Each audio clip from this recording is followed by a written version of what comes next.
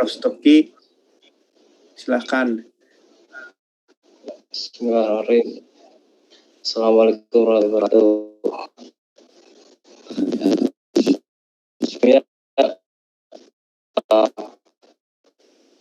Bagaimana kabarnya Prof. Stoki? Ya, alhamdulillah baik. Jangan dikatakan. Masih ingat dengan saya tidak, Pak? Mas Wahyu ini berarti yang tahun lalu ya? Yang 2 tahun lalu. 2 tahun lalu, ya betul. Ya, kebetulan waktu itu saya juga moderatori Bapak.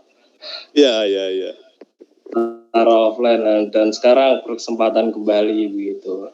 Ya. Dan saat itu saya masih jadi ketua, sekarang saya sudah di alumni, Pak. Alhamdulillah. Alhamdulillah. Sekarang ya. saya di Kudus. Wah, Kudus ini ada sedikit masalah ya untuk COVID katanya loh ya, saya nggak tahu. Iya. Ya, alhamdulillah sekarang sudah sedikit kondusif jika dibandingkan dengan gejolak yang pada saat pasca Lebaran kemarin gitu, Pak. Iya. Ya, langsung saja saya bacakan terlebih dahulu daftar riwayat hidup dari. Singkat aja ya, nggak usah banyak-banyak itu nanti. Iya, Pak, singkat saja dari narasumber kali ini yaitu Profesor Dr. Stoki SIM Hum. Beliau ini dari Sragen dan saya yakin pasti kalau mahasiswa Undip, khususnya mahasiswa Fakultas Hukum Undip, kenal dengan sosok beliau begitu. Beliau ini dikenal sebagai guru besar di Fakultas Hukum Universitas Diponegoro begitu. Nah, untuk informasi kontaknya itu apabila kawan-kawan membutuhkan di kemudian hari bisa dicatat. Kemudian status marital, kemudian mata kuliah yang diampu, pendidikan yang dan kualifikasi lainnya itu juga di layar bisa kawan-kawan baca begitu.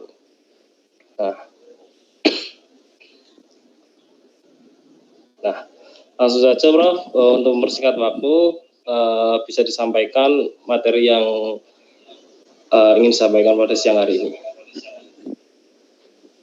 Ya baik, Assalamualaikum warahmatullahi wabarakatuh.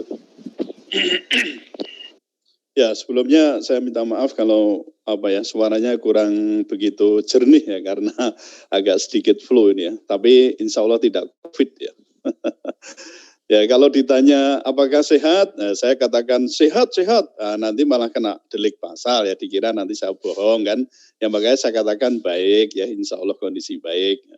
Nanti di Habib Rizik kan malah repot saya ya. Gimana, Anda mengikuti beritanya apa tidak ini? Ya.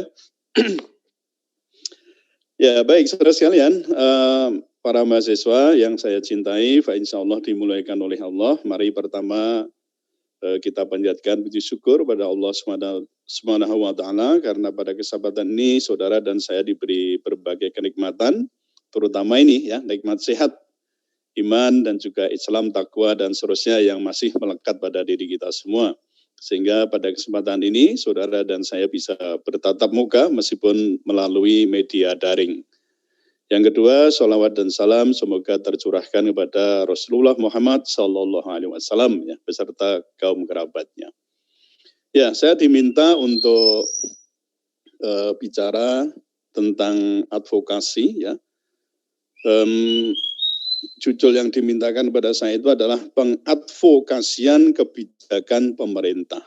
Nah, kebijakan pemerintah itu sebenarnya bisa kita katakan tidak hanya ya berupa peraturan, tapi juga tindakan dan juga pernyataan itu termasuk kebijakan pemerintah. Nah, itu nanti akan kita coba bahas bagaimana kita mau melakukan advokasi dengan tujuan utama adalah melakukan change ya, melakukan perubahan. Nah, itu yang paling penting di situ. Ya, izinkan saya untuk membagi slide ya, dengan share screen materi yang sudah saya siapkan.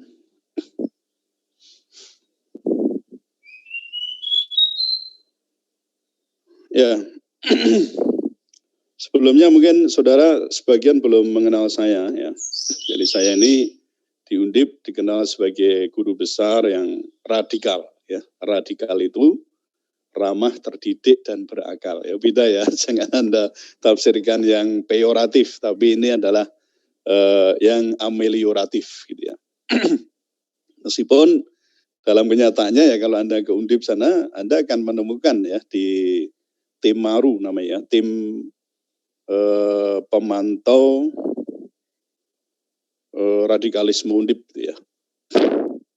Tim pemantau radikalisme Undip itu mungkin nama saya, ya nama Prof. Taki itu berada di jajaran yang teratas ya, karena dinilai yang paling radikal. Ya, Anda nanti bisa carilah ya siapa saya. Tapi prinsip saya itu ya sebagai seorang guru besar memang seharusnya karakternya ya radikal dalam arti ini adalah berpikir secara mendasar ya, istilahnya itu creative thinking ya. Kalau creative thinking itu pasti berpikir mendasar, jernih dan bebas atau merdeka ya, dalam arti tidak sebagai ilmuwan tidak terpengaruh oleh organisasi massa, oleh kekuasaan, mestinya begitu ya, itu secara ideal ya, mestinya harusnya begitu, dan itu dijamin juga ya di kampus-kampus kita ini. Nah, jadi kita punya otonomi perguruan tinggi, kemudian yang kedua juga punya kebebasan akademik, dan yang ketiga kalau guru besar itu khususnya mempunyai kebebasan mimbar akademik. Nah, ya itu kalau saya terangkan nanti jauh. Oke. Jadi saudara sekalian, saya akan bicara mengenai advokasi kebijakan pemerintah. Ini salah satu action ya. Jadi action dari saya dalam hal ini adalah saya memberikan pendampingan. Kalau saya kira bukan pendampingan ya, persoalannya di sini adalah memberi keterangan ahli ya di PTUN Jakarta Timur ya terkait dengan dulu ada pembubaran pencabutan Badan Hukum Hizbut Tahrir Indonesia. Nah, itu dari sanalah ya nanti yang saya disebut sebagai radikal dan seterusnya itu. Nah, saya waktu itu berusaha untuk ya dalam tanda kutip ya memberikan wawasan pandangan sesuai dengan aspek teori-teori yang saya miliki terkait dengan Perpu Ormas waktu itu ya.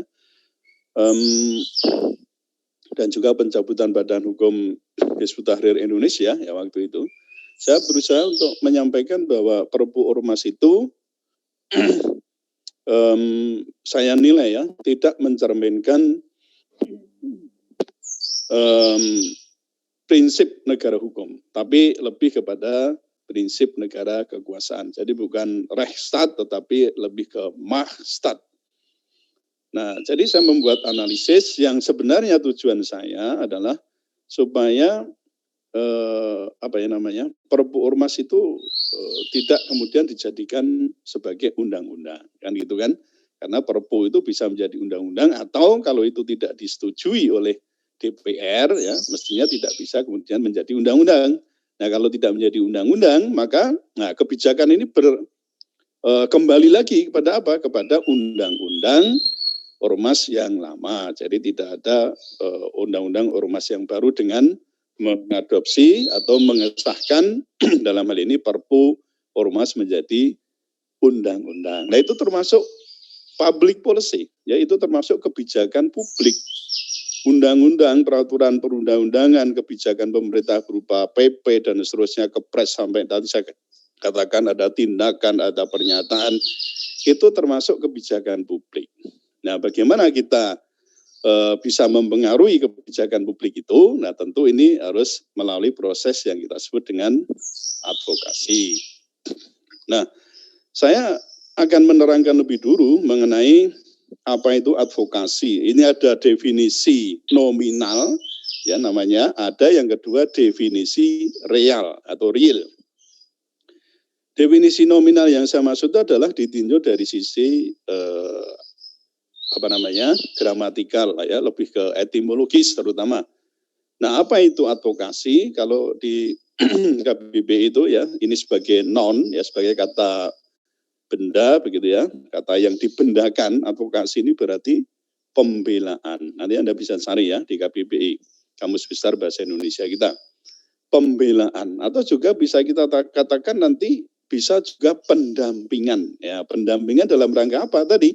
Untuk membela kepentingan-kepentingan, ya, nanti dalam rangka untuk mengubah suatu kebijakan. Maka advokasi itu bisa dikatakan sebagai sebuah tindakan yang disusun secara terorganisir, ditujukan kepada pengambil keputusan, ya decision maker, untuk memberi masukan atau mengubah suatu kebijakan.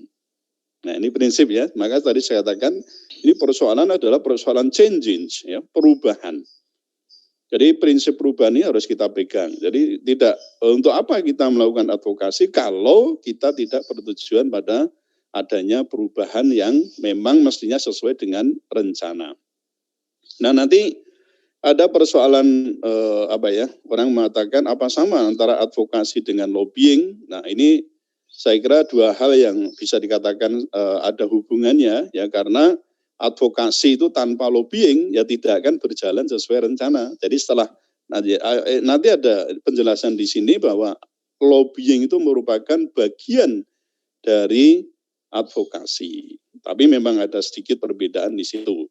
Nah, ini bisa dikatakan di sini bahwa all lobbying is advocacy, but not all advocacy is lobbying. Jadi semua lobbying itu adalah juga proses advokasi, tetapi di sini tidak semua advokasi itu adalah lobbying.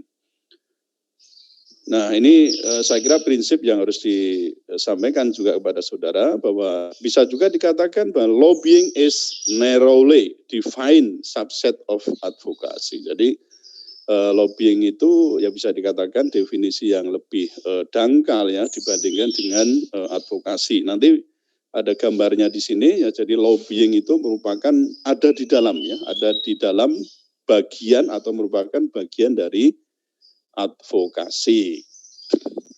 Ini ada perbedaan-perbedaan bagaimana antara advokasi dengan lobbying, tapi prinsipnya tadi di sini saudara harus tahu bahwa lobbying itu merupakan bagian dari advokasi. Nah, kemudian mengenai definisi real advokasi adalah suatu usaha sistematik dan terorganisir untuk mempengaruhi, kalau bahasa Indonesia yang baik ini memengaruhi gitu ya. Ini bahasa Kompas itu yang bisa kita jadikan pijakan. Memengaruhi dan mendesak terjadinya perubahan dalam kebijakan publik secara bertahap, maju dan semakin baik. Saudara sekalian, tentang kebijakan publik itu nanti saudara bisa baca-baca ya, terutama anak-anak di Fakultas Hukum, yang mahasiswa di Fakultas Hukum atau di pemerintahan ya, di FISIP ya, FISIP itu Fakultas Ilmu Sosial dan Ilmu Politik ya, bukan Fakultas Ilmu Santet dan Ilmu Pelet ya.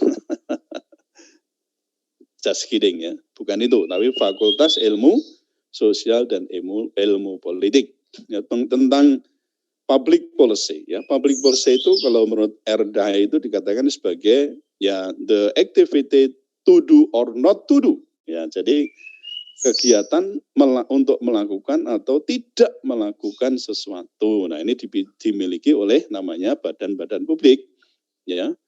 Baik itu di bidang legislatif, di bidang eksekutif maupun di bidang yudikatif. Tapi yang biasanya untuk kebijakan publik atau kita sebut dengan misalnya dipersempit dengan kebijakan pemerintah, berarti lebih ke persoalan kebijakan pemerintah. Tapi sebenarnya nggak cuma ini ya, kebijakan publik itu lebih umum. Artinya menyangkut kebijakan-kebijakan badan publik yang tadi saya katakan itu berada di wilayah legislatif, bisa di wilayah eksekutif maupun di wilayah yudikatif. Misalnya di wilayah legislatif bisa enggak? Bisa. Saudara juga bisa melakukan advokasi. Apa? Melakukan pembelaan terhadap apa? Misalnya kelompok tertentu misalnya. Nanti sasarannya itu ya Anda mempengaruhi seorang legislator itu di situ. Apakah misalnya bisa mengubah atau bisa menjembatani ya, karena namanya wakil rakyat ya, bisa menjembatani nanti ada pengaruhnya terhadap misalnya kebijakan presiden atau kebijakan pemerintah daerah setempat misalnya. Itu bisa Anda lakukan advokasi. Nah, nanti akan ada contoh ya yang akan saya sampaikan. Jadi supaya terjadi perubahan dalam kebijakan publik secara bertahap, maju dan semakin baik. Nah, karena istilahnya itu bertahap, ya, jadi gradual gitu ya, ada roadmap-nya mestinya begitu, maka advokasi itu dikatakan bukan sebagai sebuah revolusi, ya. Jadi lebih merupakan suatu usaha perubahan sosial melalui semua saluran dan piranti demokrasi perwakilan. Proses-proses politik, ya, dan legislasi, ya, yang terdapat dalam sistem yang berlaku. Ya, jadi ingat ini di sini ini bukan revolusi, ya, meskipun kita yang kehendaki itu adalah sebuah change, ya, perubahan, ya. Anda berarti kalau menjadi seorang advocate gitu ya, dalam advokasi itu seorang advocate, ya, advokat gitu ya, maka Anda sebenarnya sedang bertindak sebagai apa ya? Ya, the agent of change, ya. Sebagai agen perubahan. Nah, ceritanya gitu ya. Jadi memang tugas advokasi karena tadi ke perubahan, maka siapa yang melakukan dalam hal advokasi ini? Anda sebagai the agent of change. Nah, Anda sebagai mahasiswa juga bisa berperan di situ. Misalnya nanti atau bukan nanti ya, kapanpun Anda bisa melakukan itu.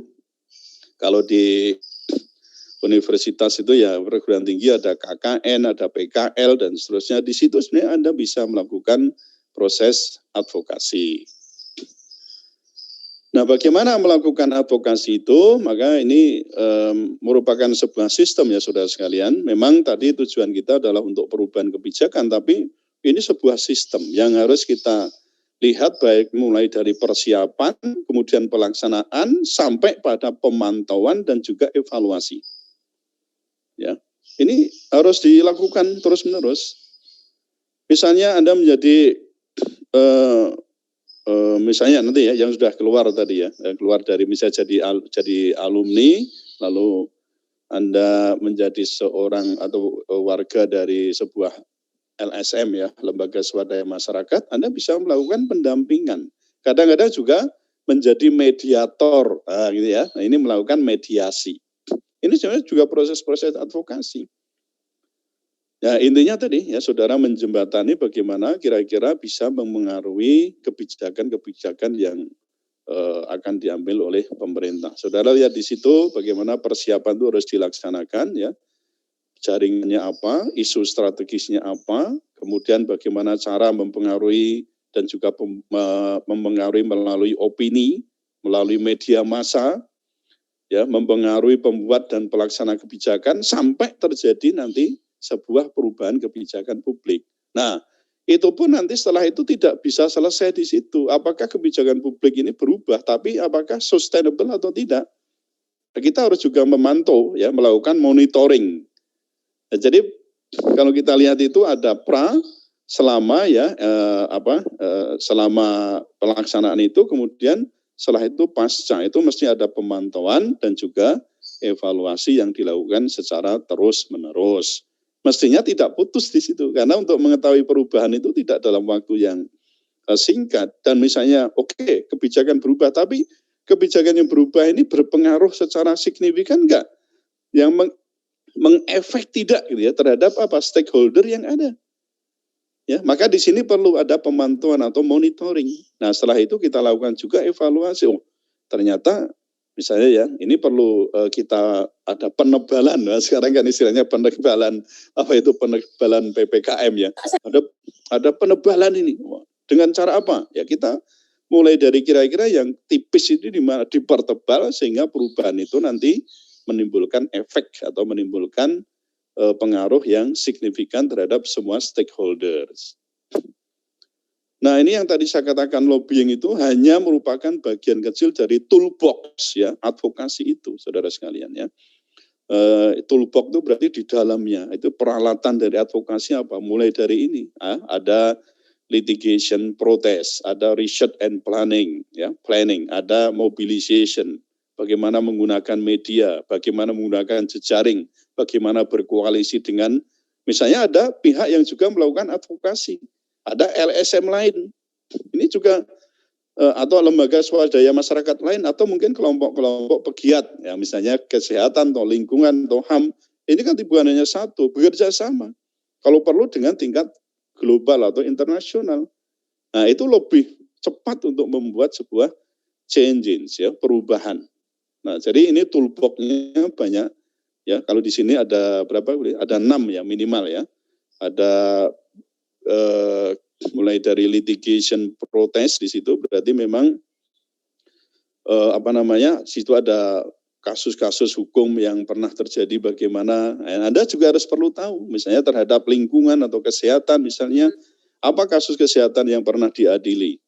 Apa kasus hukumnya ya misalnya yang terkait dengan kesehatan itu. Nanti ada contoh dari saya itu tentang misalnya pelayanan kesehatan. Apa yang pernah menguat ya kasusnya seperti apa kira-kira yang sudah diteliti modelnya seperti apa ini perlu kita ada litigation protestnya research and planning tadi ya kita juga perlu melakukan penelitian kecil-kecilan mulai dari prasurvei kemudian perencanaannya bagaimana itu kita lakukan intinya research and planning itu kita perlu juga membuat proposal ya kan advokasi juga semuanya bukan gratisan semua enggak ya kita mungkin butuh biaya juga gitu ya saudara sekalian ya jadi maka perlu proposal. Di situ ada bagaimana kita melakukan studi awal, kemudian merencanakan, ya ada roadmap-nya, ada milestone-nya. Nah, kita harus juga rinci step by step ya, sampai tadi ya kita menuju pada perubahan kebijakan publik. Ya, melakukan mobilisasi kalau diperlukan, ya mobilisasi bukan unjuk rasa, tapi bagaimana kita menggerakkan semua potensi yang ada, terutama ini untuk empowering, ya, untuk pemberdayaan potensi yang ada, untuk bergerak bersama. Untuk apa? Ya menuju tadi sebuah perubahan. Nah memang mungkin yang mau diubah itu sakit gitu ya, sakit ya, istilahnya begitu. Yang mau diubah, kebijakan mau diubah, diprotes dan seterusnya, sakit. Tapi ketika kita berani untuk menyodorkan, ini loh, dari si penelitian, dari si ini kami punya data ini, dan seterusnya, ya cukup signifikan, ajukan. Nah kemudian stakeholder yang ada kemudian bergerak bersama sehingga bisa memengaruhi kebijakan publik itu. Ini ada penggunaan media bagaimana, kita perlu juga menggandeng media. Nah, kalau sekarang ada medsos ya, media sosial ada ya, itu bisa Anda pakai sebagai sarana juga untuk mengumumkan, merencanakan atau mempublikasikan ya bahwa kami kelompok ini mempunyai rencana untuk melakukan advokasi di bidang lingkungan atau bidang apa ya, kesehatan dan seterusnya dengan tujuan apa ya, yang tadi saya katakan network tadi bisa ngeling ke beberapa LSM atau beberapa pihak yang lain atau mungkin baik di tingkat lokal maupun di tingkat regional, nasional maupun internasional. Nah setelah itu nanti terakhir itu biasanya kita perlu melakukan namanya lobbying ya. Lobby ya, melobi ya. Lobbying itu berarti apa ya, kita melakukan aktiviti bagaimana kita bisa membujuk mereka ya untuk apa, untuk mau melakukan namanya perubahan, tentu dengan kesepakatan. Nah ada prinsip yang harus Anda pegang saudara sekalian ketika Anda nanti melakukan advokasi, baik itu di tahap awal, tengah sampai di proses lobbying itu. Yang pertama adalah bagaimana Anda confidence, ya, percaya diri. Bagaimana untuk bisa percaya diri? Anda mesti mengerti mulai dari perencanaannya tadi, materinya sampai itu. Bagaimana nanti monitoring sampai evaluasi, ya ME namanya, ya, monitoring and evaluation. Itu memang perlu untuk dilakukan di situ ya. Jadi Anda bisa confident tuh kalau menguasai segala sesuatu ya yang terkait dengan program advokasi saudara itu. Yang kedua, frame your message to answer the question, so what? Jadi setiap saudara melakukan misalnya menyampaikan materi dan seterusnya itu memang kita harus memancing para audiens di situ untuk terus kita bagaimana? Terus kemudian bagaimana? Wah itu memang cara-cara yang jitu ya untuk merangsang mereka untuk mau juga berpikir ya, karena tanpa partisipasi para stakeholders itu tentu sulit ya kita untuk bisa menguasai suatu materi dan juga nanti bagaimana merencanakan ke depannya. Yang ketiga adalah plan and practice your message, ya, jadi merencanakan dan juga sekaligus mempraktekkan pesan yang saudara ingin sampaikan itu. Kemudian present a clear and compelling message. Less is more. Jadi sedapat mungkin kita mengurangi sedikit sekali ya kekurangan-kekurangan ketika saudara menyampaikan message itu harus disampaikan secara clear, ya, dan jelas, ya. Intonasinya ininya semua harus disampaikan secara jelas. Kemudian offer yourself as an expert resource and provide examples from your community. Stories are more compelling than statistics. Jadi Anda juga perlu bagaimana mendedikasikan saudara itu, ya memang Anda itu layak itu ya sebagai expert ya, sebagai ahli. Nah, memang harus begitu ya. Nah, tadi saya katakan seorang ahli memang harus menguasai segala sesuatu yang terkait dengan advokasi yang tadi akan kita lakukan. Nah, ini ada rentetan peristiwa-peristiwa yang bisa kita lakukan di situ.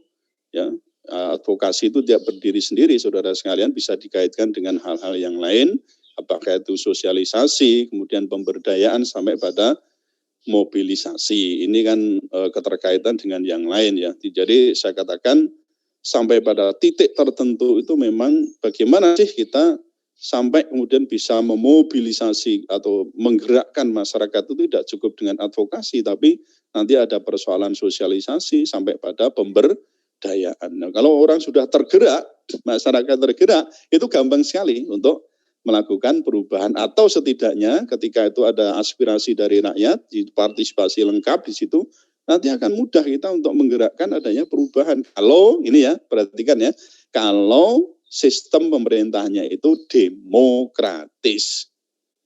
Kalau sistem pemerintahnya itu represif, wah itu sulit.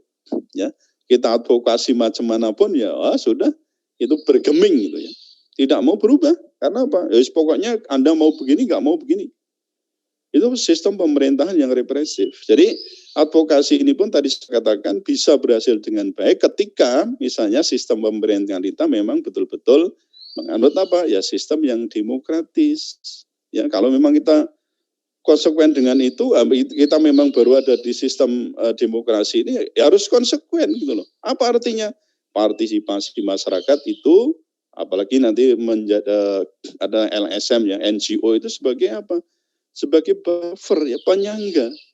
Bagaimana sistem itu bekerja, jangan diabaikan gitu loh. Kalau mengabaikan hanya kemudian kembali pada kemauan sendiri pemerintah, ya itu namanya bukan demokrasi ya. Jadi kunci di sini juga saudara sekalian bahwa advokasi itu nanti akan bisa berjalan dengan baik sampai pada tadi ada gerakan masyarakat yang mestinya ditampung itu ketika sistem pemerintahannya demokratis. Nah, ya ada proses advokasi itu ada 3 ini secara garis besar ya. Jadi pertama harus menentukan tujuan, kemudian kita mengkaji isu-isu yang ada, baru kita kemudian melakukan lobby ya. Jadi tujuan kita tetapkan dulu, kemudian kita mencoba untuk mengkaji ya, jadi isu yang ada secara mendetail, baru nanti kita ketemu dengan pemegang apa tadi namanya atau pembuat keputusan atau decision maker. Nah, di situ kita melakukan lobby ya. Di situ tentu ada tawar-menawar, kesepakatan-kesepakatan, dan ya saya kira memang ada sangat kemungkinan lobby di situ ada bujukan, ya rayuan dalam arti bagaimana kita menyampaikan message ya dengan baik. Karena komunikasi dalam satu sistem advokasi itu memang yang bingkai utamanya adalah communication, ya komunikasi. Komunikasi dengan menggunakan bahasa. Nah inilah ya, bahasa itu penting sekali. Karena bahasa itu sarana untuk menyampaikan message, ya pesan itu. Nah bahasa itu sebenarnya punya 3 fungsi utama, ya, termasuk di dalam hal advokasi ini. Yang pertama adalah fungsi knowledge itu, ya, fungsi kognisi namanya.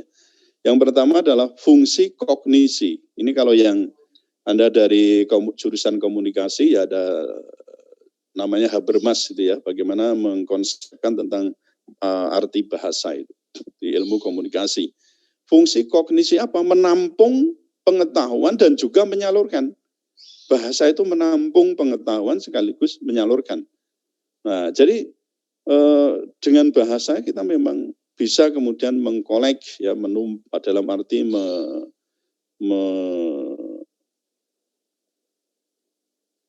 mengembangkan ya, termasuk mengembangkan kajian-kajian yang keilmuan yang isinya pengetahuan-pengetahuan itu. Kemudian fungsi yang kedua dari bahasa adalah ekspresi ya, fungsi ekspresi. Ya, untuk apa? Menyatakan tadi ya, menyatakan pesan kita bagaimana ya, menyatakan perasaan, menyatakan kemauan, menyatakan termasuk tadi pengetahuan kita nyatakan yang apa? Supaya dengan ekspresi itu kita bisa meyakinkan orang. Nah, setelah itu yang ketiga, fungsi bahasa adalah fungsi persuasi ya, persuasi itu artinya membujuk. Nah, ini di dalam hal lobby itu memang kita harus pandai-pandai juga membujuk menggunakan bahasa-bahasa yang sifatnya juga bisa membujuk ya, supaya apa? Mau melakukan perubahan. Ya, ingat ya, jadi bahasa itu menjadi alat dalam komunikasi dan punya 3 fungsi. Yang pertama fungsi kognisi, yang kedua fungsi ekspresi, dan yang ketiga adalah fungsi persuasi. Ya, ini 3 tadi ya, saya kembalikan ke sini. Ada proses advokasi meliputi 3 tahap di situ, ada penetapan tujuan, lalu bagaimana kita melakukan kajian terhadap isu yang kita nanti akan jadikan message ya, pesan yang paling utama, kemudian bagaimana kemudian kita melakukan lobby. Ya, 3 hal ini yang akan kita bahas. Bagaimana kita menetapkan tujuan di awal itu? Ya. Ya, ini ada 3 pertanyaan ya, what, who, and when. Ya, dalam hal menetapkan tujuan itu kita harus tahu yang pertama apa perubahan kebijakan yang ingin dicapai ya. Kebijakan pemerintah tadi apa? Misalnya dalam hal kebijakan di bidang kesehatan, apa? Pelayanan kesehatan, apalagi lebih khusus lagi bagaimana tentang pembatasan BPJS ya, paket BPJS. Ya, itu akan mempengaruhi apa? Mempengaruhi pelayanan kesehatan. Nah, nanti akan saya sampaikan di situ. Kemudian siapa stakeholder yang dituju? Nah, stakeholdernya siapa? Nah, bisa jadi apa? Itu BPJS sendiri ya sebagai lembaga pemerintah, kemudian ada dokter, ya, kemudian ada rumah sakit, ya, atau termasuk pasien ya dan seterusnya. Itu Anda ya, kita bisa melibatkan mereka itu. Ini stakeholder yang akan dituju. Nah, terutama ya tadi kita ke kelembagaan itu ya, ke pemerintah terutama ya, BPJS itu. Badan Penyelenggara Jaminan Sosial terutama kesehatan, misalnya begitu. Lalu kapan perubahan yang harus dicapai? Ini when? Mendesak atau tidak mendesak ya, atau jangka lama. Nah, ini harus kita perhatikan betul. Jadi kalau misalnya ini kebijakan terlalu lama, wah ini nanti banyak kasus-kasus ya, misalnya dengan pembatasan paket BPJS itu bisa kasus malpraktek semakin banyak. Pelayanan kepada rakyat semakin berkurang dalam hal misalnya menyembuhkan orang sakit gitu ya, mengobati orang sakit dan seterusnya. Karena apa? Keterbatasan paket. Nah, gimana ini? Oh, ini berarti mendesak. Misalnya begitu. Ya, jadi when, who, and what. Nah, tujuan itu juga harus kita perhatikan. Yang pertama ini persoalan harus ada komitmen dan dukungan. Apa itu? Dukungan kebijakan, sumber daya, kemudian dan juga keikutsertaan. Nanti didukung oleh ini ya, adanya pemahaman kesadaran terhadap masalah, adanya ketertarikan untuk mengatasi masalah, adanya kemauan atau kepedulian untuk mencari alternatif solusinya, adanya tindakan nyata, dan adanya tindak lanjut kegiatan. Ini yang melingkupi bagaimana kita bisa membentuk komitmen dan juga dukungan tadi. Lalu pelaku dan sasaran advokasi. Pelakunya bisa siapa yang melakukan advokasi itu? Bisa, ya ini bisa pakar. Pakar itu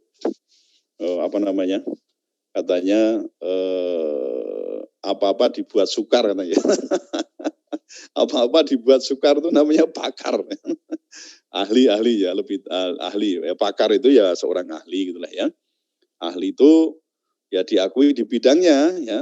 Kadang-kadang tidak harus punya titel yang tinggi, misalnya tidak harus doktor, tapi dia bisa seorang ahli itu ya terkait dengan bidang yang digeluti ya, tidak harus ada jenjang pendidikan formal yang sampai doktoral, tidak harus. Bisa S1, bisa S2, bisa S3, atau mungkin dia tidak sekolah tapi punya keahlian di bidang tertentu. Nah, misalnya aktivis-aktivis ya, dari aktivis lingkungan yang ya kadang-kadang dia sendiri tidak sampai mengenyam perguruan tinggi, tapi punya aktiviti dalam pembelaan lingkungan yang sangat mahir, sangat ya kita bisa jadikan percontohan di situ, ada role model, ada macam-macam yang itu bisa dipakai, itu bisa kita katakan sebagai ahli. Nah, kemudian siapa lagi? Pejabat yang berwenang, ya, perguruan tinggi, media massa, swasta, organisasi profesi, organisasi masyarakat, agama, ya LSM atau tokoh publik. Ya, syaratnya di sini apa?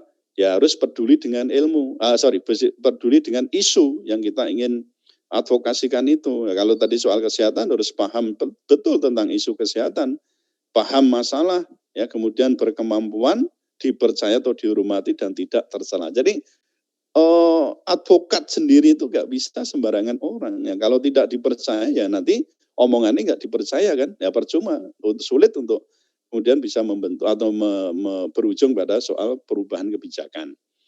Sasarannya siapa? Nah itu pengambil keputusan yang terkait ya, pembuat kebijakan, pembuat opini atau penyusun draft, dalam hal ini adalah peraturan perundang-undangan atau kebijakan yang lain. Ya. Nah, ini sasaran seperti apa? Unsur pemerintah, DPR, DPRD, pengusaha, penyandang dana, media massa, ya organisasi profesi dan seterusnya itu. Ya, ini mengenai pelaku dan sasaran advokasi. Di mana dan kapan kita melakukan advokasi? Ya, ini ada tatanan formal, ada informal, langsung dan tidak langsung, kita bedakan di situ. Kalau tatanan formal itu melalui rapat, seminar, konferensi, semiloka, ya telekonferensi misalnya, kita bisa ikut di dalamnya itu ya, menyampaikan sebuah gagasan bagaimana kira-kira ya terkait topik yang sedang didiskusikan itu, kita menyampaikan message ya, pesan yang tadi Anda harus menguasai ya dengan syarat tadi confidence, menguasai masalah ya dan seterusnya. Lalu di tatanan informal kita juga bisa mengikuti ada pertemuan umum ya khusus festival, event olahraga di rumah ya di saat reuni, arisan ya atau pertemuan keluarga. Ini kita juga bisa memberikan advokasi. Loh kok pertemuan keluarga bisa kita jadikan gitu? Apa mungkin itu ya? Ya tadi ya perubahan itu bisa kepada tindakan. Misalnya kita mengadvokasi persoalan apa? Misalnya KDRT, ya bisa aja ya kekerasan dalam rumah tangga atau mungkin terkait tadi dengan kesehatan. Kita juga bisa memulai itu dari lingkungan keluarga, itu bisa. Ya. Kemudian secara langsung tadi lewat komunikasi langsung ya dalam rapat, surat, email, ya juga telepon, fax dan seterusnya, atau tidak langsung melalui kolega, teman, keluarga dan atau sekutu dan atau kelompok di situ. Nah, ini saya kasih contoh di sini mengapa misalnya advokasi itu menjadi penting, nah, khusus misalnya ini di public health, ya. Jadi di kesehatan masyarakat ini bisa dikatakan advokasi is a central tenet of public health. Jadi advokasi itu menjadi apa ya isu yang bisa dikatakan sentral, tema yang sentral dalam kesehatan masyarakat itu. Kenapa begitu? Karena without advocacy we wouldn't have seatbelt law, safe drinking water, nutrition labeling dan seterusnya. Jadi tanpa advokasi itu kita tidak memiliki apa ya namanya pengetahuan hukum yang cukup di situ terhadap makanan, minuman ya tentang apa itu kadaluarsa, misalnya bagaimana kalau makanan kadaluarsa itu lalu dijajakan apa hukumnya. Kita juga harus mengenal apa minuman yang sehat gitu ya, drinking water yang sehat bagaimana. Itu semua ada ya komponen-komponen yang harus dipenuhi oleh perusahaan. Ada misalnya mengenai bagaimana nutrition labeling, ya, persoalan komposisinya, kehalalannya dan seterusnya. Ini penting sekali, ya, karena ini oleh karena itu sesuatu ini menjadi sangat vital sekali. Misalnya kita untuk membuat atau mengarahkan bagaimana supaya komunitas kita itu menjadi tetap sehat dan juga aman. Nah, itu misalnya begitu ya. Ini maka penting sekali ya advokasi dalam kesehatan masyarakat itu ya.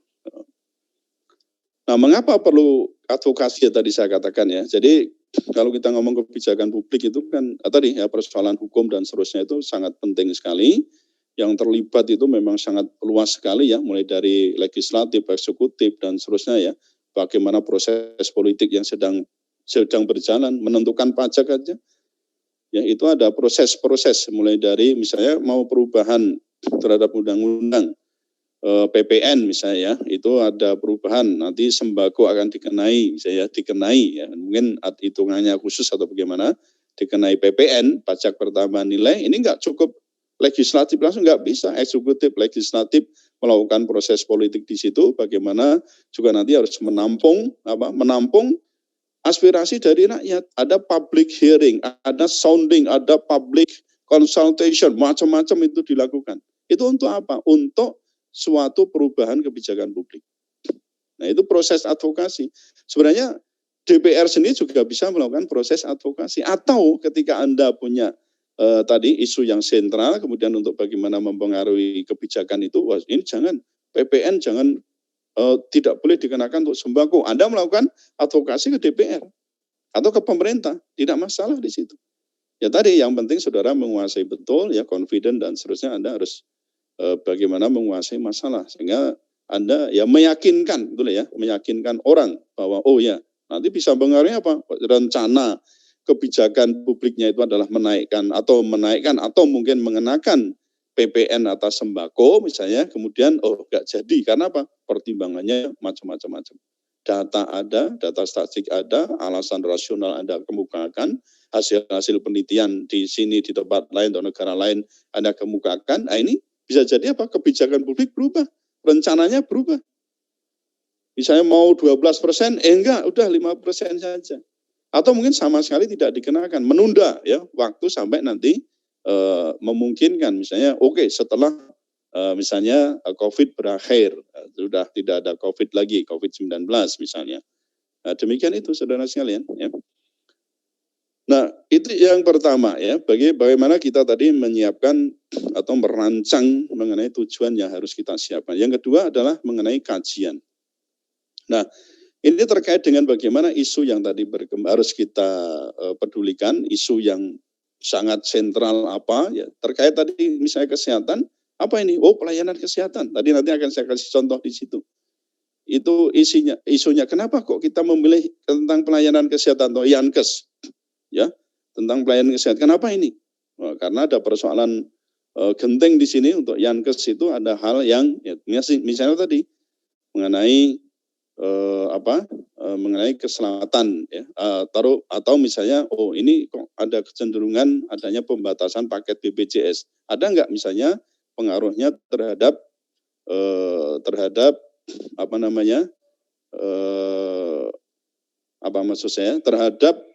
malpraktek ya, kedokteran misalnya, itu bisa jadi sangat berpotensi di situ. Kemudian yang kedua, kita harus menguasai teori dan juga data ya. Teori, data, peraturan harus kita kuasai semua. Tadi supaya ya kita confident-nya itu ada di situ ya, tidak bisa kita miskin teori, miskin peraturan dan juga data. Lalu dari situ kita lakukan pembahasan bagaimana kondisi lapangan dan seterusnya itu harus kita lakukan dengan baik. Kemudian yang berikutnya adalah kita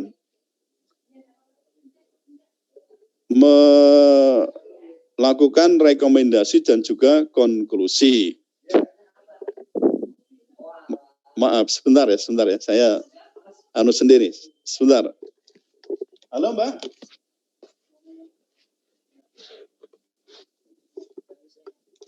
Sebentar.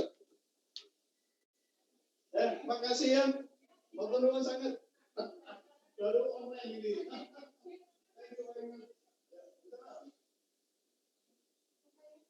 Mbak Supri Atin. Ya, maaf tadi ada sedikit ada tamu ya sebentar.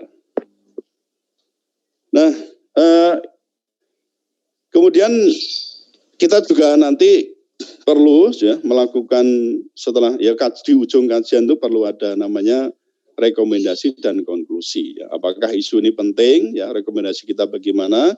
Konklusi kita sementara bagaimana? Nah, itu harus kita rumuskan juga. Nah, jadi kajian itu sangat penting sekali ya saudara sekalian. Ini perlu ini sebagai gambaran saja, perlu dirapatkan gitu ya. Perlu kita bertemu dari berbagai stakeholders, atau kalau kita sendiri yang akan melakukan advokasi berarti kita pun bisa mengumpulkan dari berbagai keahlian ya.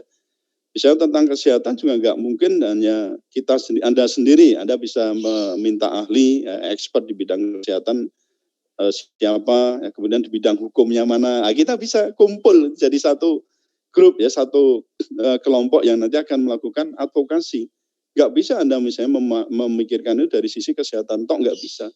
Ahli hukumnya ada, karena tadi ada misalnya Anda harus tahu tentang undang-undang praktek kedokteran. Anda harus tahu tentang undang-undang kesehatan, ya kan? Anda harus tahu undang-undang keperawatan. Anda harus tahu tentang obat dan makanan dan seterusnya. Ini memang banyak sekali yang harus kita ikutkan stakeholder di sini. Tidak bisa Anda sendiri itu saya kira kurang mampu ya, harus bergabung di situ. Ya, ini kajian itu sedetail sampai ini ya, tidak bisa kita lakukan sembarangan. Kemudian yang bicara tentang isu strategis, ini tentu ada banyak lah ya. Kalau kita bicara tentang kesehatan itu, ya kelembagaannya itu bisa banyak sekali di sini ya. Mulai dari pusat data ya, kemudian biro-biro keuangan, perlengkapan Pemda, sampai pada biro perencanaan dan seterusnya, sampai pada pemerintah di tingkat daerah. Kemudian berikutnya, nah, bagaimana kita memilih isu yang tepat ya untuk kita lakukan advokasi itu. Ini ada kriterianya ya, isu tersebut harus mempengaruhi banyak orang, isu tersebut mempunyai pengaruh yang besar terhadap program kesehatan, isu tersebut sesuai dengan misi atau mandat organisasi Anda, isu tersebut sesuai dengan tujuan pembangunan berwawasan kesehatan, tadi saya ngomong soal kesehatan, isu tersebut dapat dipertanggungjawabkan dengan intervensi advokasi. Isu tersebut dapat memobilisasi secara besar para mitra dan pihak yang berwenang. Nah, ini persoalan pemberdayaan atau empowering tadi. Ini beberapa cara kita mengukur apakah isu ini memang aktual ya, kemudian juga applicable, dapat dijalankan, dan ini akan tadi ya mempengaruhi banyak orang. Bukan yang sedikit orang, itu banyak orang. Nah, selain itu terkait dengan isu tadi, kita juga harus menyiapkan bahan advokasi tadi ya, sesuai dengan kelompok sasaran, memuat masalah dan alternatif untuk mengatasinya, meliputi 5W dan 1H. 5W 1H itu berarti what, when, which ya, lalu who, nah gitu ya. Kemudian satunya how ya, 1H itu how. Memuat peran yang diharapkan dalam solusi masalah, dikemas menarik, ringkas dan jelas dan sudah mengesankan, ada data pendukung dan ada pertimbangan waktu dan tempat. Nah, ini singkat, ini bahannya akurat, tepat, lengkap dan menarik. Nah, itu kayaknya ya gampang, tapi ya tadi prosesnya untuk sampai ke penyiapan bahan itu memang tidak gampang, saudara sekalian. Nah, ini tadi yang saya katakan isu misalnya tentang kita bicara mengenai pelayanan kesehatan sebagai hak asasi manusia. Apakah ini aktual? Nah, ini kita lihat.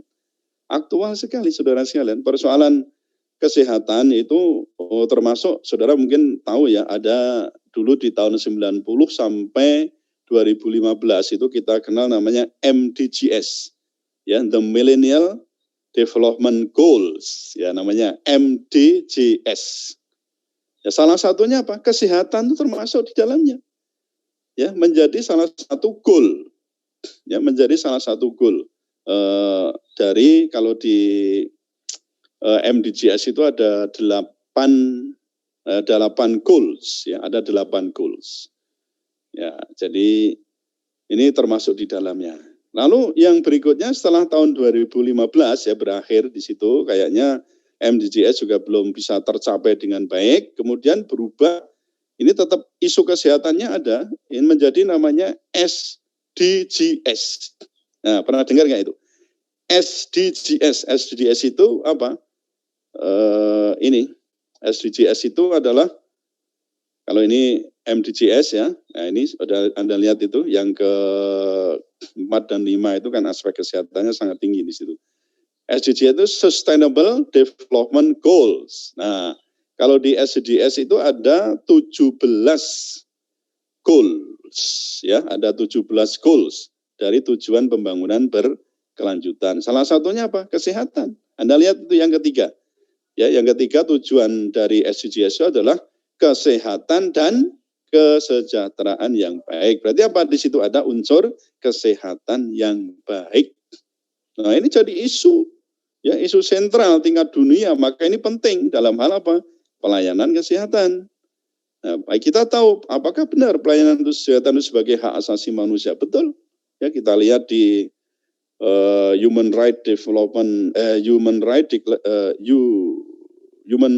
Universal Declaration of Human Rights. Ya, tahun 48 itu. Kita 45 sudah punya juga ya. Tapi kan langsung ke persoalan kesehatan itu setelah kita punya amandemen ya, amandemen terhadap Undang-Undang Dasar 45. Nah, Anda lihat di sini ada di pasal 28H 34 ayat 3 dan seterusnya itu ya. Lalu ada di Undang-Undang Kesehatan nomor 36 tahun 2009. Nah, persoalan yang misalnya lebih khusus lagi apa ini? Nah, ini persoalan apa? Kita punya namanya jaminan kesehatan. Nah, siapa yang ada di bawah mana? Ada namanya BPJS, Badan Penyelenggaraan Jaminan Sosial, terutama di kesehatan, BPJS Kesehatan. Nah, ini ada apa? Wah, ada ternyata ada persoalan pembatasan paket BPJS. Ini gimana nih supaya, wah ini Anda makanya perlu untuk mendapatkan data dari suatu penelitian kira-kira bagaimana nih setelah misalnya BPJS Kesehatan itu paketnya dibatasi. Apakah akan menimbulkan malpraktek? Ya, ada kemungkinan saudara sekalian. Nanti kita akan lihat di situ. Ya, ini saya masih menjelaskan bahwa pelayanan kesehatan itu sebagai HAM. Ya, tingkat dunia ada patokannya juga, tingkat nasional kita juga memiliki patokan, ya apakah itu di konstitusi maupun lebih turun ada namanya Undang-Undang Hak Asasi Manusia, ya Undang-Undang nomor 39 tahun 99. Nah, itu ya tadi sudah saya sampaikan. Nah, ternyata saudara sekalian, kalau kita mau mengkaji ya persoalan misalnya untuk materi ya isunya tadi, ternyata ada sebuah tesis yang bicara tentang dampak pembatasan paket BPJS pada malpraktek kedokteran dalam perspektif medico-legal. Ini kan, penting ini, aspek apa? Medico-legal, ada apa aspek medik, ada aspek legal. Ini istilahnya hukum kesehatan. Maka tadi saya katakan, nggak bisa Anda bicara kesehatan dan ngomong kesehatan. Pasti ada related to. Ya, dengan apa? Keahlian lain. Ada apa? Hukum. Karena apa? Kesehatan dipinggir dengan hukum. Kita ini negara hukum. Nah, jadi memang tadi saya katakan kompleks ya, kompleks and complicated ketika kita mau mengadakan advokasi, misalnya contoh di bidang kesehatan itu. Aspek hukum ada legal, expertnya apa? Masukkan. Nah, terlibatkan di situ gitu. Ya supaya ada kalau nanti pembatasan itu, wah ini gimana nih sesuai dengan HAM enggak? Akibatnya apa? Kalau terjadi malpraktik gimana? Ini itu tahu orang hukum. Nah, ini saudara lihat pembatasan itu misalnya apa? Pembatasan jumlah obat, plafon biaya, kapitasi atau pembiayaan perawatan, ya rawat inap dan seterusnya. Terbatasnya tindakan medis. Bisa enggak ini berpengaruh? Wah, ternyata nanti akan berpengaruh ini. Anda lihat di layar ini. Bagaimana pengaruh pembatasan itu terhadap ya potensinya di sini. Pembatasan itu terhadap pelayanan kesehatan. Bahkan itu bisa dimungkinkan terjadinya namanya malpraktek. Ya memang kalau kita analisis lebih jauh, memang tidak mungkin hanya karena pembatasan, tidak ada pembatasan pun tetap ada malpraktik kedokteran. Nah, ya ada potensi maksudnya, apalagi dengan pembatasan paket BPJS ini. Ini sudah ada penelitian ya oleh seorang dokter spesialis ini ya THT. Ini dia studi di Magister Ilmu Hukum UNES ya, yang tadi saya. Ini penting ya, data semacam ini penting. Ini hasil penelitian. Kita mungkin tidak perlu meneliti sendiri, tapi ada hasil penelitian yang bisa dipertanggungjawabkan. Why not kita nggak pakai di situ? Ya kita bisa pakai itu. Ini ya. Kemudian ini tadi kemungkinan raganya semacam ini.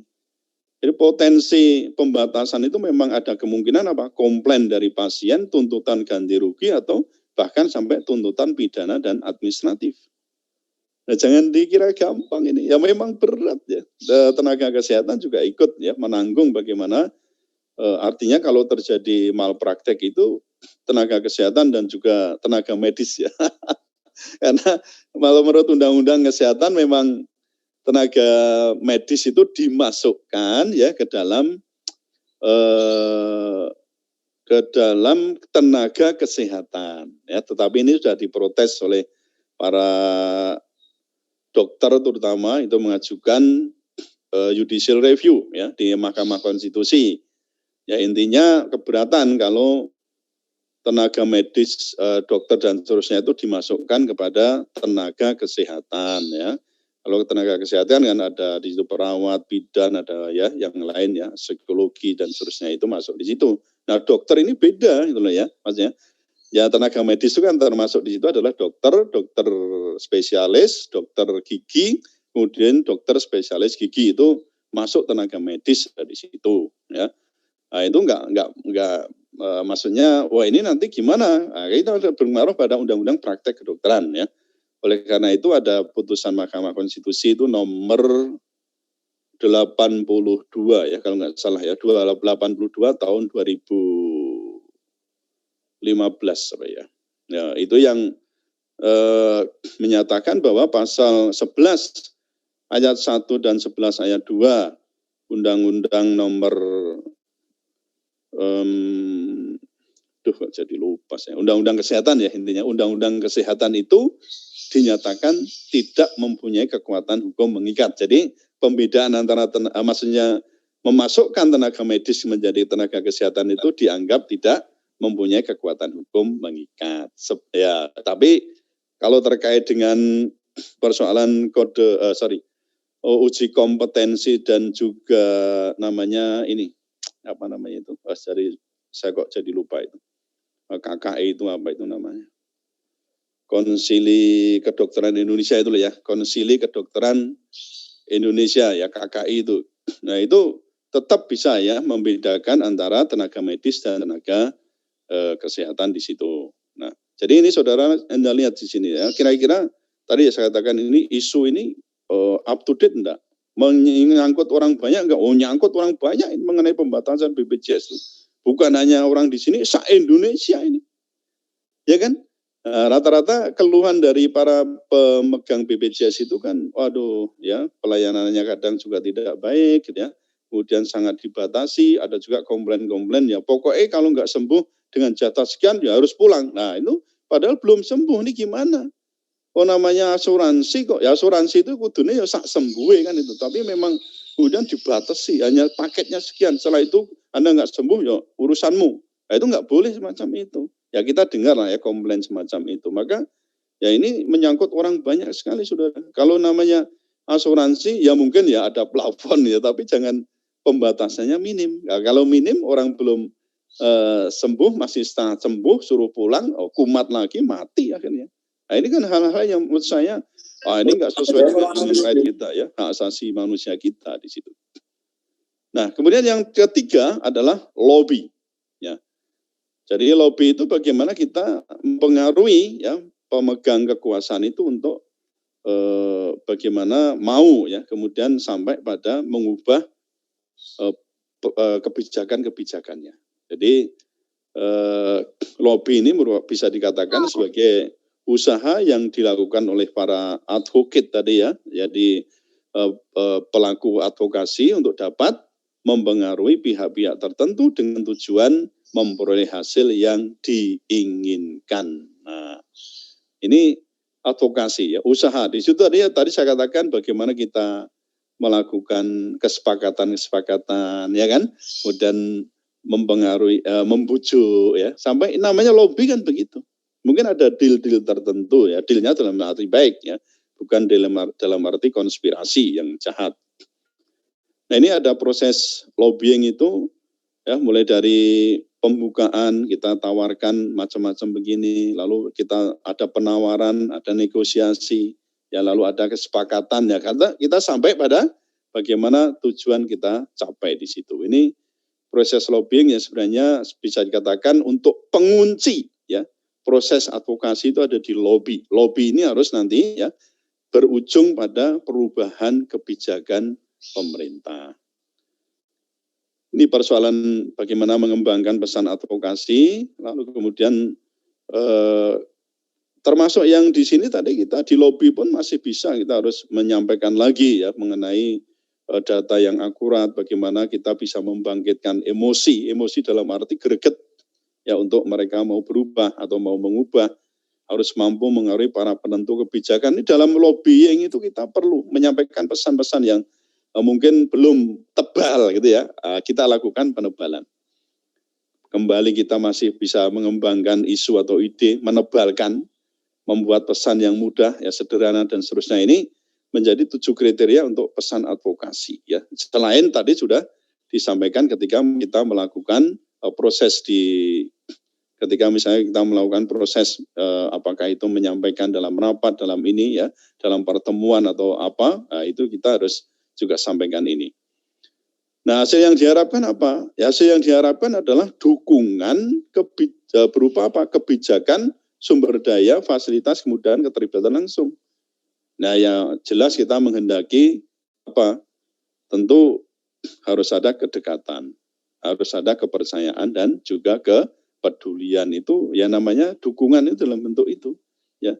Maka sebenarnya saudara sekalian ketika kita mau melakukan advokasi itu memang penting sekali kita melakukan apa ya istilahnya menciptakan rapport ya. Rapport itu hubungan baik ya, good relation itu penting.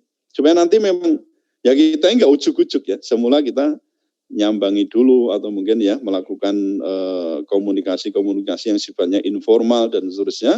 Nah, kalau sudah terjalin hubungan itu gampang ya kita kemudian bisa melakukan mungkin di awal itu kita tidak langsung to the point tidak ya, tapi ya nyerempet dikit, nanti kapan lagi kita melakukan audiensi lagi sampai pada pertemuan yang lebih formal dan seterusnya. Ini memang butuh step by step ya, isinya how you get in and get along. Itu kalau ini di metodologi tentu ini sangat penting ya, di lebih kualitatif nah ya.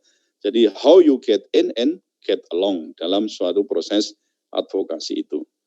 Nah, apa indikator keberhasilan? Misalnya dengan lobby itu lalu kita, wah, ayo oke, disepakati misalnya. Ada perubahan undang-undang, ada perubahan SK, ada MOU, kemudian mengeluarkan surat edaran, ada mengeluarkan surat namanya instruksi, himbauan, fatwa, kesepakatan, naskah kerjasama di bidang kesehatan dan masyarakat misalnya.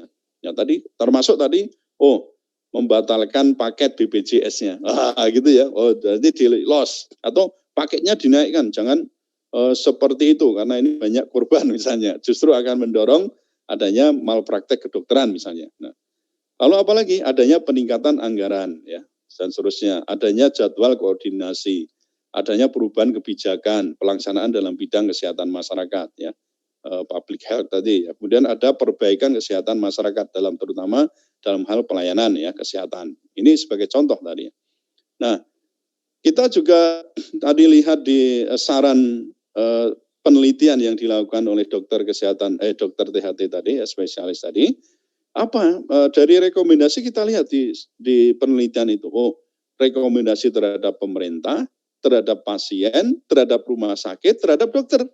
Nah, ini komprehensif. Kita juga enggak hanya menuntut pemerintah, tapi pasien bagaimana, rumah sakit harus bagaimana, dokternya harus seperti apa. Nah, ini juga sifatnya itu komprehensif di sini, saudara sekalian ya. Supaya apa? Ya tujuan di akhir tadi ya, adanya perubahan kebijakan punya efek. Efeknya apa? Ya terutama kalau kita ngomong tentang pelayanan kesehatan lebih baik, lebih terjangkau, dan juga dilakukan secara penuh. Nah, karena itu apa? Merupakan hak asasi manusia. Karena HAM itu, karena sebuah HAM ya wajiban pemerintah untuk menyediakan. Kan mestinya begitu, mestinya tidak perlu harus bayar-bayar BPJS macam itu. Wong ini kewajiban negara kok itu. Mestinya begitu, kesehatannya gratis. Anda sakit apa ditanggung pemerintah. Kudune gitu ya. Tapi ya kita sebagai negara masih berkembang itu memang prinsipnya ya kayak gitulah. Nah ini prinsip 3 ini harus Anda pikir. Ya. Ini memang ada saya ambil dari Katolik ya, maaf ya. Tapi kalau Islam pun kita harus punya juga kegiatan macam ini. Prinsip advokasi itu ya educate, organize, and lobby. Nah, mereka punya cara-cara macam ini, kita pun harus punya cara macam ini. Atau tingkat umum lah ya, ini mestinya tingkat umum saja ya, bagaimana kita mengedukasi, bagaimana kita mengorganisasi, kemudian bagaimana kita melakukan lobby. Ini yang penting dalam proses advokasi itu. Ini saya kasih contoh, misalnya kita, ini masih terkait dengan persoalan bagaimana penyediaan air minum itu ya. Wah, ini termasuk juga aspek kesehatan juga. Itu stakeholder yang ada di dalamnya itu sangat banyak. Ya, untuk bisa mempengaruhi kebijakan publik, terutama bagaimana mengubah undang-undang atau mungkin sampai ini ya, kalau undang-undang yang di sini saya sempat menjadi ahli di Mahkamah Konstitusi itu sampai undang-undangnya itu dibatalkan. Undang-undang sumber daya air, ya, Undang-Undang nomor 7 tahun 2004 itu dibatalkan totally. Anda heran di situ ya? Ya semula uji materialnya tahun 2005 itu sifatnya masih konstitusional ya, jadi konstitusional bersyarat, tapi di akhir tahun 2013-14 itu ya kemudian sampai putusan tahun 2015 ya kalau nggak salah itu undang-undang sumber daya air itu dibatalkan total itu untuk uji namanya uji material yang kedua ya, namanya judicial review. Nah itu saya juga melakukan dalam arti pembelaan itu dalam artinya apa? Pembelaan terhadap kelompok-kelompok lemah ya, terhadap bagaimana supaya air tidak dilakukan privatisasi dan seterusnya. Stakeholdernya banyak sekali. DPR, Presiden, lalu ada PSDA, ada MK, ada MA ya. Kalau MA misalnya terkait dengan namanya CLS ya, Civil Law Suite yang di Jakarta itu sampai pada maksudnya peradilan itu ya. Kemudian ada warga negara biasa itu ada konsumen, pengusaha air dan itu masuk hal-hal yang harus kita pertimbangkan karena mereka adalah stakeholders yang ada untuk mempengaruhi kebijakan itu. Ya, saya kira itu yang sementara bisa saya sampaikan pada saudara ya mengenai bagaimana proses pengadvokasian kebijakan pemerintah itu memang tidak simpel ya, ruwet dan rumit ya, saya katakan tadi complex and complicated. Jadi bukan barang hal yang gampang, tapi ketika kita melakukan membuat perencanaan yang baik, menentukan roadmap sampai milestone yang kita inginkan itu saya kira tidak ada sesuatu yang sulit, tapi itu bisa dijalankan. Oke, demikian Mas Wahyu sementara, nanti kita bisa bincang-bincang ya setelah ini. Terima kasih. Ya, begitu. Terima kasih Prof. Sudari sebelumnya. Selanjutnya langsung saja ke sesi tanya jawab untuk teman-teman semuanya. Mengenai materi kali ini pengadvokasian kebijakan pemerintahan. Jadi saya kira tema ini sangat pas dengan kawan-kawan mahasiswa ya pada siang hari ini begitu. Karena pada dasarnya kan mahasiswa agent of change. Gitu. Ya, the agent of change. Jadi teman-teman mahasiswa ini mengawal bagaimana kebijakan pemerintah kemudian bergerak bersama masyarakat ketika ada kebijakan yang sifatnya tidak dengan pro masyarakat. Silakan kawan-kawan, jika ada yang ditanyakan bagaimana prosesnya barangkali ketika mengadvokasikan kebijakan pemerintah ketika ada kebijakan yang tidak sesuai, silakan. Saya, Mas, izin masuk. Oh iya, silakan. Ya, suara saya terdengar jelas ya? Terdengar. Ya. Jelas. Ya, izin bertanya Prof. Saya tadi cukup tertarik dengan bagian yang kalau tidak salah ya, ini yang advokasi itu tidak selalu harus dari mereka yang punya sarjana hukum, seperti bisa saja mereka yang aktivis, ya seperti itu. Nah, pertanyaan saya, aktivis yang bagaimana sih atau yang seperti apa? Kemudian apa saja syaratnya dan kemudian apakah nanti akan dianggap atau dipandang sama dengan mereka yang memiliki gelar sarjana hukum seperti itu, Prof? Terima kasih. Baik, terima kasih Mbak. Karena persoalan advokasi itu kan hanya persoalan pendampingan dan pembelaan. Berarti memang tidak ada hubungan langsung dengan hukum. Nah, gitu kan. Kecuali kalau Anda misalnya melakukan pembelaan di sidang pengadilan, itu memang harus sarjana hukum. Nah, kan itu. Tapi kalau pembelaan di bidang lain, maksudnya lingkungan, ada kesehatan, dan macam-macam, itu sesuai dengan kemampuan saudara. Ya. Nah, syaratnya tadi, Anda harus ahli di bidangnya, expert, ya, confidence, dan kemudian Anda bisa merangkul ahli yang lain. Ya, misalnya Anda mau bicara tadi tentang pelayanan kesehatan. Oh, ternyata ada ahli apa? Oh, ahli HAM. Oh, ada ahli hukum. Karena apa? Ya tadi, ada undang-undang kesehatan, ada undang-undang praktek kedokteran, ada undang-undang keperawatan. Kan itu kan? Itu banyak peraturan perundang-undangan yang memang harus dikuasai. Oh, berarti harus ada expertnya apa? Ahli hukumnya. Lalu siapa lagi? Ahli kesehatannya. Wah, siapa lagi? Lebih khusus, ahli public health, ahli kesehatan masyarakat. Macam itu, Mbak. Anda mungkin bisa jadi Anda adalah seorang ahli, bukan di ahli kesehatan, tapi bisa jadi Anda ahlinya di bidang ekonomi, terutama bidang empowering misalnya, dalam bidang pemberdayaan ekonomi. Bisa enggak? Loh, ini faktor pemberdayaan, pembiayaan itu penting. Gitu ya. Anda enggak bisa kerja di sini sendiri maksud saya. Dan tidak harus sarjana hukum. Bisa apapun latar belakangnya, itu bisa melakukan advokasi. Nah, itu Mbak. Baik, Prof. Terima kasih atas jawabannya. Ya. Yang lain, ada lagi? Masih dipersilakan.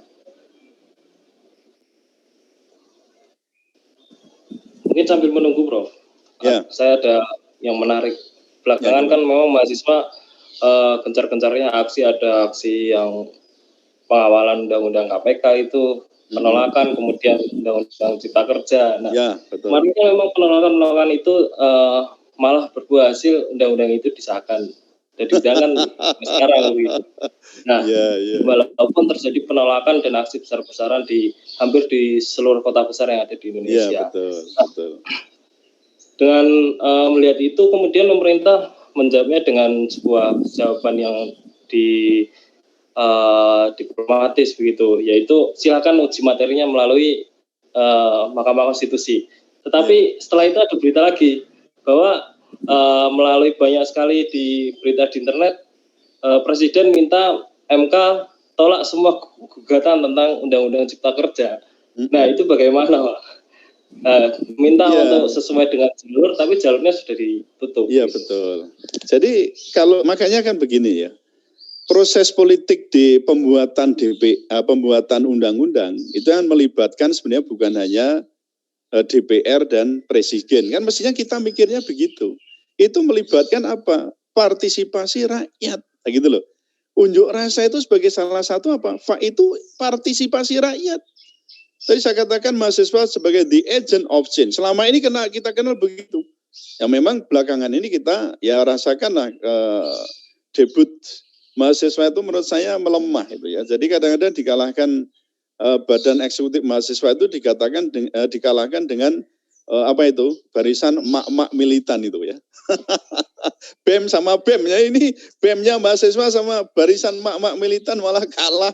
Ya lebih menang barisan mak militan itu. Kadang-kadang kita merasakan itu, tapi menurut saya memang mestinya kalau prinsipnya, pokoknya kalau tidak setuju silahkan ke MK. Itu vandalisme kalau menurut saya. Jadi antem saya urusan belakang, nggak boleh. Jadi justru itu harus dimatangkan, digodokkan seminimal mungkin, meskipun tidak ada satu undang-undang yang sempurna. Ya, saya dari sisi sosiologi hukum itu saya sering mengatakan setiap undang-undang adalah cacat sejak dilahirkan. Loh kok kecacat? Karena tidak pernah mampu menyerap semua aspirasi.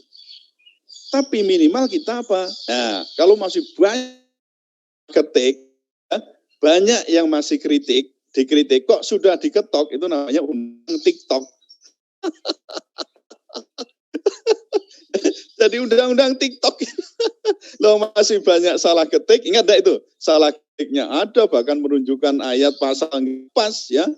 Kemudian juga banyak kritik. Loh kok sudah diketok? Nah, jadilah undang-undang TikTok. Saudara bisa lihat sekarang efeknya bagi saya dalam betul enggak itu bisa mengangkat dengan kejadian wabah ya, pandemi ini. Waduh, sudah berantakan itu. Ya, tapi Anda juga jangan melupakan itu ada undang-undang lain, ada undang-undang minerba, ada undang corona yang itu sebenarnya melulu lantakan di situ. Termasuk dalam hal misalnya di bidang pelayanan kesehatan ya, bagaimana kemudian ya maunya sih mungkin menumbuhkan investasi rumah sakit dan seterusnya itu lebih cepat ya, tapi kan ada hal-hal yang amdalnya gimana, lalu kemudian semua ditarik ke pusat, itu kan sebenarnya memindahkan ya urusan daerah ke pusat saja. Dan itu ada, kalau dulu daerah mungkin ada aspek korupsinya tinggi, ya sekarang pindah bisa potensinya ke atas. Nah, tapi menurut saya prinsip yang harus kita pegang adalah soal berhasil atau tidak. Tapi yang penting adalah Anda berada di koordinat mana. Gitu loh. Tapi kalau Anda melawan kekuasaan, nyatanya waktu demo kan berapa yang ditangkap, berapa korbannya. Betul nggak? Apakah itu KPK, Undang-Undang Omnibus Law? Korbannya ada, yang ditangkap mahasiswa ada juga. Ya kan? Nah, tapi posisi itu kan perlu destinasikan ya. Maksudnya dikukuhkan. Anda sedang berada di posisi mana? Karena proses itu lebih penting dibandingkan hasil. Nah gitu loh, proses itu lebih penting. Karena Anda, tadi saya katakan, Anda sedang berada di posisi pejuang atau pecundang. Ini masalah besar. Anda posisinya di pejuang atau pecundang. Itu aja prinsipnya. Soal nanti akhirnya bagaimana mempengaruhi kebijakan tidak, itu proses Anda sudah lakukan dan Anda nanti tidak dituntut di akhirat tuh. Kamu kok diam aja, ada menurut saudara itu kurang baik, kurang ini kok ada diam aja. Diam atas ketidakadilan, kedoliman itu seperti setan bisu, ya kan? Loh, ini posisi itu penting Mas. Jadi soal hasil nantilah, tapi posisi itu penting. Mahasiswa juga harus tahu, oh posisiku adalah sebagai pejuang. Orang berjuang tidak selalu tadi ya, memang kalau hasilnya juga sesuai yang kita harapkan, oke lah. Tapi tidak selalu kita orientednya itu hanya pada purpose, tapi pada proses itu yang saya kira mahasiswa harus menetapkan dirinya sebagai the agent of change. Soal nanti benar berubah, mungkin nggak berubah sekarang. Nah, itu ada 79 undang-undang ya Mas yang diubah. Ya di undang-undang nomor 11 tahun 2020 itu 79 undang-undang. Jadi satu perubahan. Anda bayangkan itu. Itu koplak Anda. Itu Anda kalau baca undang-undang Omnibus Law itu seorang orang hukum aja, waduh, karena baca undang-undang itu harus baca undang-undangnya asli, kemudian perubahannya di mana, ininya di mana, wah itu ribuan halaman, 1187 halaman. Koplak enggak itu? Wah, saya yakin lah Anda baca itu mumet ya pokoknya. Karena itu tadi enggak hanya baca itu, tapi harus konekkan ke undang-undang sebelumnya. Ada perubahan ini di mana? Itu, wah bukan main. Ya memang ini omnibus itu sebagai namanya undang-undang sapu jagat ya. Tapi menurut saya memang tidak pro pada rakyat lah. Contoh misalnya di bidang ketenaga kerjaan. Anda lihat kan bagaimana ada sekian puluh pasal yang dihapus, terutama menyangkut mengenai hak-hak pekerja. Apa itu menguntungkan pekerja? Makanya pekerja protes. Gitu. Ini ya, salah satunya kan pekerja yang mengajukan judicial review ke Mahkamah Konstitusi. Pekerja. Soal hasilnya nanti di mana? Wah itu kalau dilaksanakan JR terus, itu bisa sepanjang hayat melakukan judicial review terhadap Undang-Undang nomor 11 tahun 2020 ini. Karena apa? 79 undang-undang. Anda bayangkan itu. Kalau setiap undang-undang di judicial review, berapa? 79 kali judicial review. Koplak enggak itu? Oh koplak itu. Makanya ya, dadak ini tuh gimana, yang diturut di mana, karena Omnibus Law itu layaknya di common law system, bukan di civil law system seperti kita ini. Ya, yang penting posisi kita, Mas. Anda harus menentukan where is your coordinate. Di mana koordinat Anda sebagai pejuang atau sebagai pecundang. Anda harus menetapkan sebagai the agent of change meskipun hasilnya tidak selalu seperti yang kita harapkan. Ya, ternyata tadi ada satu pertanyaan Pak melalui chat. Nah, pertanyaannya begini. Pak izin bertanya, ini dari Sofiatun Fazilah. Pada tahun 2021 ini ada pendataan SDGs oleh relawan desa. Bagaimana agar data yang dibutuhkan dijawab masyarakat dengan benar dan bagaimana jika masyarakat tidak mau menjawab apakah boleh dikarang atau diisi sendiri Pak saat memasukkan datanya, dan apakah ada pengaruhnya juga terhadap bantuan sosial ke depannya. Ya. Gitu, Pak. Kalau kita perhatikan ya, sebenarnya data itu yang paling akurat kan mestinya dari bawah ya, dari dasar, dari RT, dari keluarga. Keluarga ke RT, baru nanti ke RW, kelurahan. Itu paling pokok di sana. Nah, kadang-kadang surveyor sendiri itu, surveyor yang nakal itu kadang ngarang gitu loh ya. Ada yang ngarang, ada yang mengisi data itu tidak akurat sebagaimana mestinya, atau kadang-kadang ini yang disurvei atau respondennya itu juga memberikan keterangan yang tidak akurat. Memang ini makanya begini dalam hal penelitian itu ya, satu ya, persoalan validitas ya, validitas data itu penting sekali. Mulai dari validitas pertanyaan atau kuesioner itu harus betul-betul. Jadi pertanyaan kalau perlu menjebak itu ya. Jadi ketika ini diisi semaunya, nanti tidak connect dengan pertanyaan lain, kan itu loh. Itu kalau saya kira kalau di penelitian kuantitatif itu akan sangat bisa ketara sekali itu. Nah, ketika keliru Anda memberikan data untuk tentang kesehatan dan seterusnya itu, atau tentang kondisi keluarga, boleh jadi nanti misalnya terkait dengan bansos ya, Anda akan lewat, gitu ya. Anda akan lewat karena apa? Anda takut dikatakan miskin misalnya. Padahal sebenarnya Anda itu masuk di golongan miskin. Nah, nanti ketika bantuan datang, Anda protes. Maksudnya ini berdasarkan data yang dulu masuk. Data keluarga, penghasilan, jumlah keluarga, kan itu kan kira-kira dikatakan miskin itu standarnya dari mana? Ya, ada level mana di garis kemiskinan, mana di bawah garis kemiskinan, mana di atas garis kemiskinan. Itu sudah jelas di situ. Nah, termasuk juga mengenai kriteria kita harus jelas ya. Surveyor harus jelas menentukan kriteria. Misalnya, miskin itu menurut siapa? Ini antara Indonesia dengan PBB beda loh Mas. PBB itu menentukan apa? Ukuran orang miskin itu kalau perharinya $2. Nah, sementara kita cuma $1. Anda bisa bayangkan itu. Ketika misalnya kita menggunakan data $1, berarti mungkin hanya 50 juta. Tapi ketika kita pakai komponen kriteria PBB, kita bisa 100 juta orang yang miskin. Itu nyatain. Nah, cilakanya lagi, data antara departemen-departemen itu beda-beda. Itu yang jadi masalah. Data dengan orang miskin antara Departemen Pekerjaan Umum nanti beda, dengan Departemen Kementerian Sosial nanti beda, Departemen dari Kementerian Pendidikan misalnya termasuk masyarakat miskin dan seterusnya. Itu bisa beda-beda. Nah, itu yang jadi masalah. Mestinya kita itu punya big data itu ya, database lah gitu ya. Database yang memang itu bisa dipakai satu untuk kurun waktu sekian, bisa dipakai semua departemen. Tidak per departemen punya sendiri-sendiri. Itu yang nanti kemudian akan mempengaruhi kebijakan yang akan diambil. Nah, pasti itu ya, ketika kita keliru di situ. Nah, tadi ditanya apakah kita wajib? Nah, sebagai ya kalau Anda mau berbohong itu bisa aja kok ya. Misalnya ada di data kok berbohong, bisa.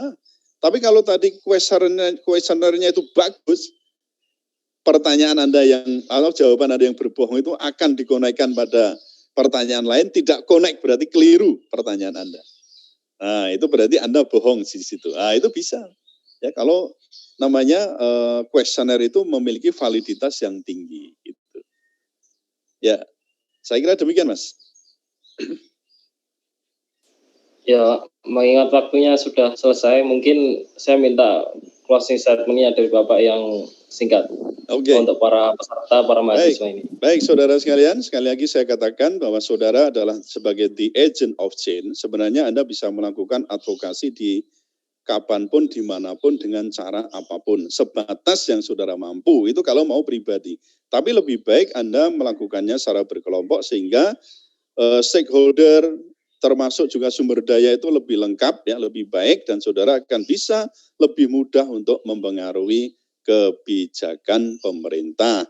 Dan ingat bahwa kebijakan pemerintah itu tidak akan mudah untuk dipengaruhi tanpa saudara memiliki kapasitas, kemampuan, dan juga strategi yang baik. Maka lebih awal ciptakan dulu yang disebut dengan rapport, yaitu hubungan yang baik atau good relation terhadap kelompok-kelompok yang memang Anda tujukan untuk diubah atau Anda tujukan untuk mengubah kebijakannya. Saya kira demikian, Mas. Semoga sedikit ini bisa bermanfaat.